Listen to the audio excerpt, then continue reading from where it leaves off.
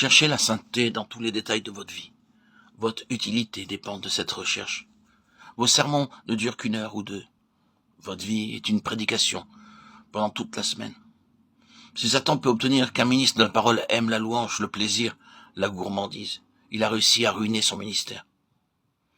Obtenez par la prière que vos pensées et vos paroles viennent de Dieu. Luther priait 3 heures chaque jour. Robert Murray McCheyne. Par-dessus tout, il excellait dans la prière.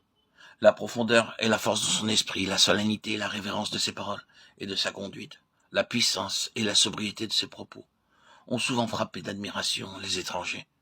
Ses prières étaient vivantes, pleines de respect, et elles étaient un vrai témoignage.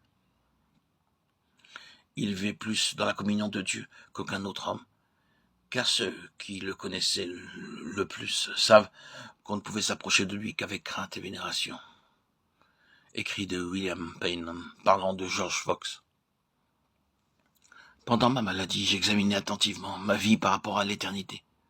Je trouvais que mes rapports avec mes frères, comme hommes et comme pasteurs, avaient été ce qu'ils devaient être. Mais pour ce qui se rapportait à mon Rédempteur, c'était différent. Ma gratitude et mon obéissance n'étaient aucunement en rapport avec la rédemption et la protection qui m'avaient été octroyées depuis mon enfance, à travers les vicissitudes de ma vie.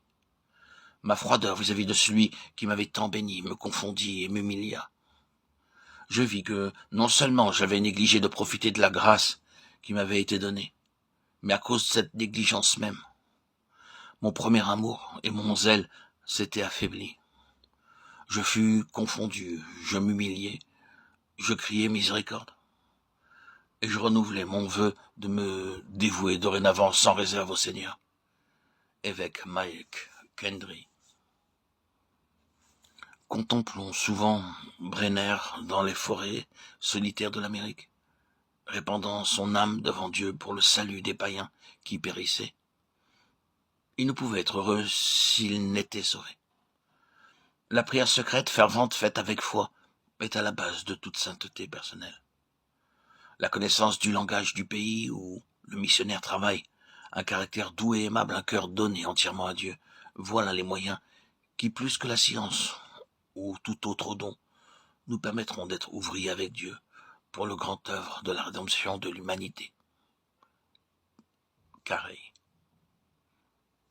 Vous connaissez la valeur de la prière. Elle est plus précieuse qu'on ne peut le dire.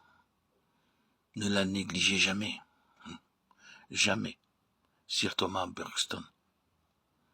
La prière est la première, la seconde et la troisième chose indispensable à un prédicateur. Prie donc, mon cher frère, prie, prie, prie. Édouard Besson.